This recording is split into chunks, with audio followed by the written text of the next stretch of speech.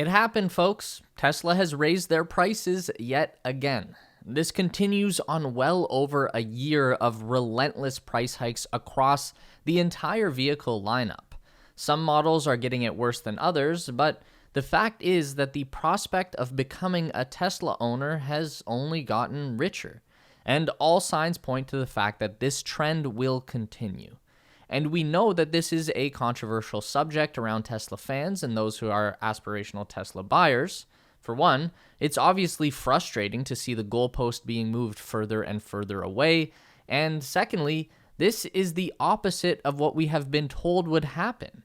The original pitch was that as Tesla optimized their manufacturing process for maximum efficiency, the price of the vehicles would actually come down.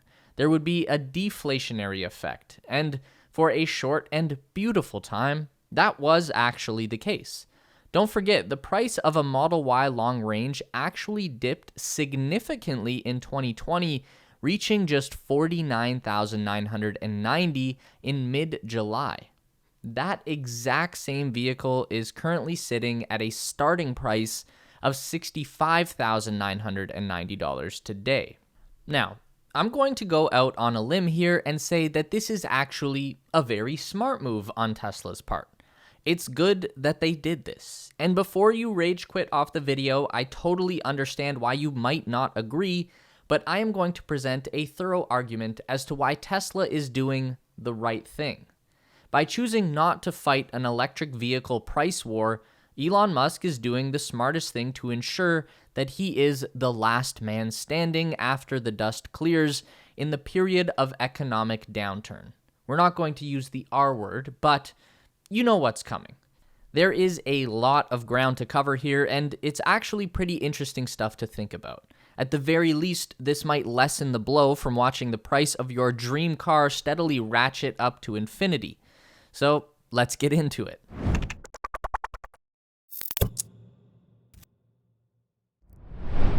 Let's first look at the new Chevy Bolt as the poster child for the race to the bottom and potentially eventual bankruptcy of the auto industry. This is the $25,000 compact EV. It happened.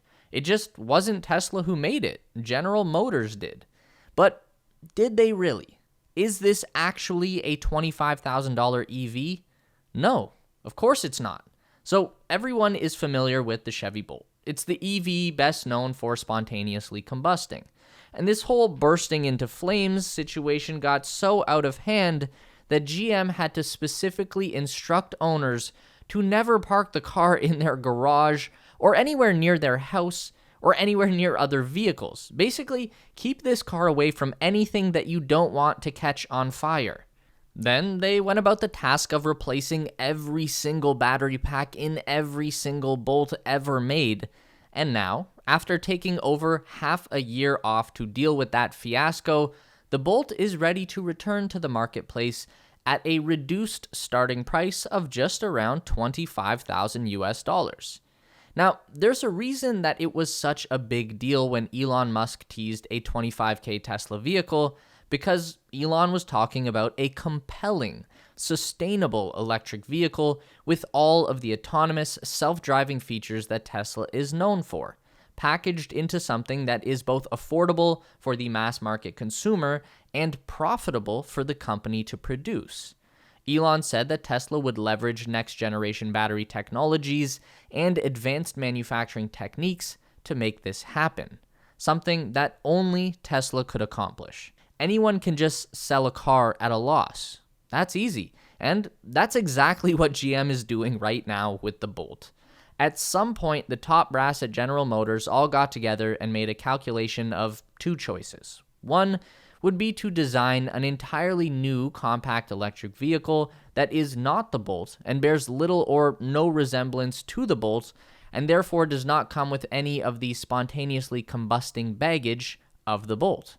Or two, just sell the Bolt at a ridiculously cheap new price point that loses the company money with every sale, but will flood the market with product. And as long as thousands of new Bolts can hit the streets without bursting into flames, then eventually the vehicle's reputation will turn around and the company can return the price point to a number that actually makes sense. The GM leaders would have calculated two numbers based on the projected outcome of these decisions, and they would have chosen whichever number was lowest. So clearly it was determined that just selling the Bolt at a loss was cheaper than designing a whole new car. Also wanted to give a quick shout out to our amazing Discord community. Here is our question of the week, and this was our favorite answer. And here is the meme of the week winner. Join our Discord community to participate next week through the link in the description below. So they're going to build and sell a ton of these cars, and they will not make a single penny for their efforts. But at least GM is losing money on the Bolt on purpose. Over at Ford, things are looking bleak as they just recently announced that they are now losing money on the sale of every single Mustang Mach-E, and this is particularly sad because the Mach-E is actually a good product. It's not amazing, but probably the closest thing to a Tesla from any legacy automaker. And it's an incredibly popular product. There are a ton of Mach-E's on the road, and the demand for new products far outstrips the rate that Ford is able to build them. So they have a good product that people like, and they still can't make any money? Ford's chief financial officer, John Lawler, recently told Bloomberg that the company actually was making a profit on the Mach-E when it first launched, which is impressive. Usually, the bottom line on a new product takes some time to turn positive. So Ford actually had the formula worked out, they just weren't smart enough to recalculate often as the market conditions shifted. Ford did increase the price of the Mach-E in 2021, but they didn't go far enough, adding just $1,000 to $3,000 depending on the version. Now they're selling a car in the red, and the only way to fix that is going to be a very abrupt and drastic price hike, which begs the question, are Ford's customers loyal enough to swallow that pill? Is the product compelling enough to stand up to a higher price point? Over at Tesla, they have managed to increase the price of a Model Y by a staggering $16,000, and yet people still love Tesla.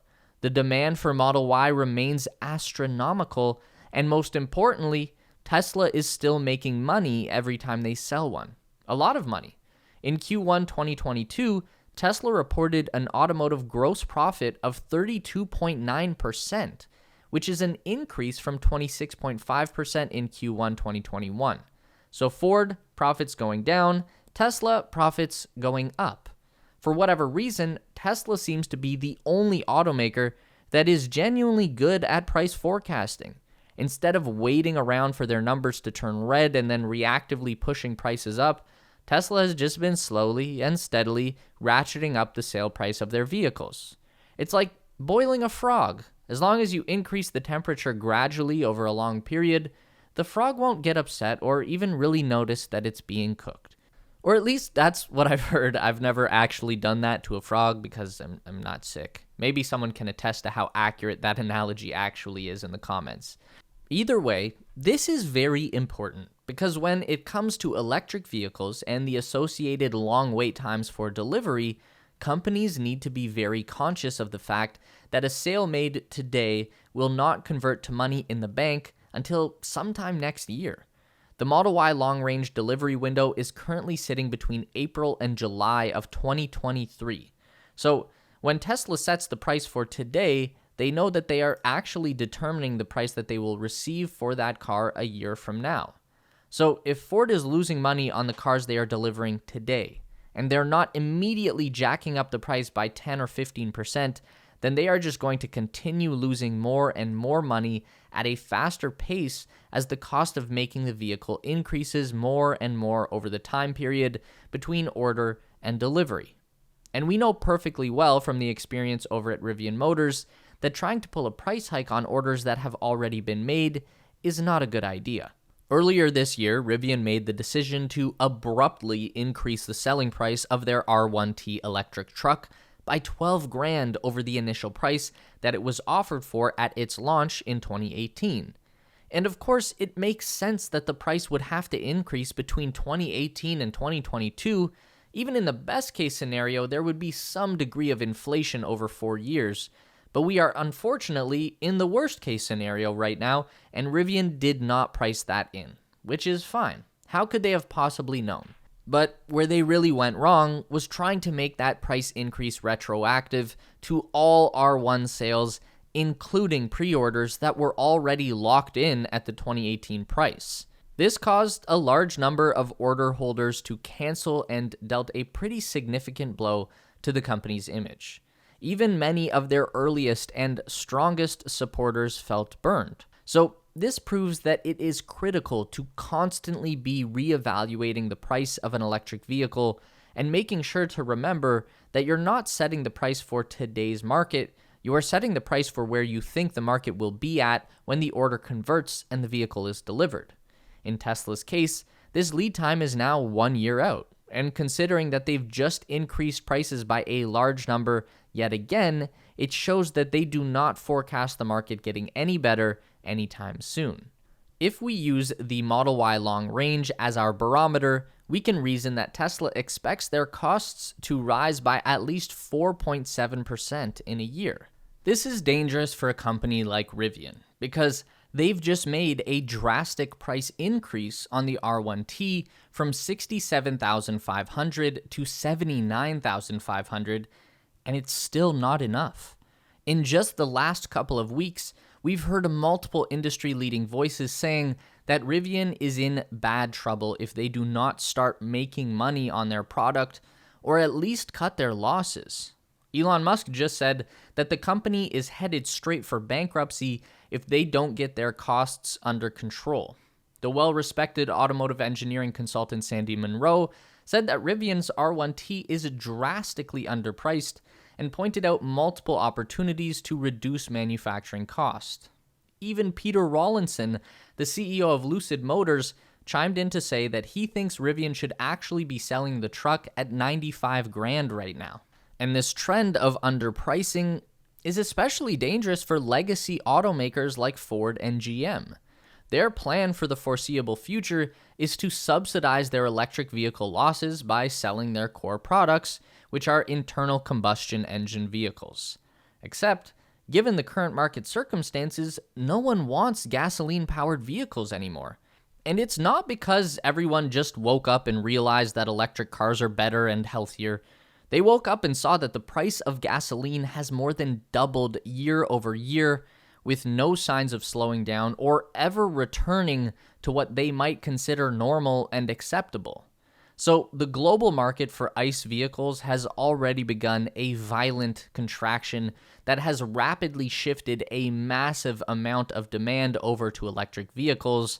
And if no one is buying their cash cow gasoline-powered SUVs anymore, then companies like Ford and GM will have absolutely no choice but to massively inflate the cost of their electric cars to the point where they can actually make money from selling them, because the only other option will be just keep taking losses all the way to a bankruptcy filing. If you have any hope of ever purchasing a $25,000 electric car, then buy the Chevy Bolt and do it right now, because in 6 months, that price is going to be right back up to $35,000, maybe even $40,000. There is literally no other possible outcome I can think of. Meanwhile, Tesla is making money, a lot of money, and they'll continue to make money. And the gradual strategic price increases are the reason for that success. So, while people would be fully within their rights to be upset about the constant rise, the fact of the matter is that if Tesla hadn't made the choice a year ago to start proactively adjusting their price structures, then they could have quickly found themselves in the same boat as the rest of the industry, just bleeding money with no hope of salvation. And that's not how we accelerate the transition to sustainable energy. Tesla cannot accomplish their mission if they are broke. And if Tesla's mission is not accomplished, then we are all doomed. So believe me, Tesla's gradual ramp up in price is going to look tame compared to epic spikes that are coming across the EV industry as a whole. But let us know, what do you think is going to happen? How much longer do things have to get worse before they get better? Let's see some optimism in the comments section, because you may have noticed that we're running pretty thin on it over here lately.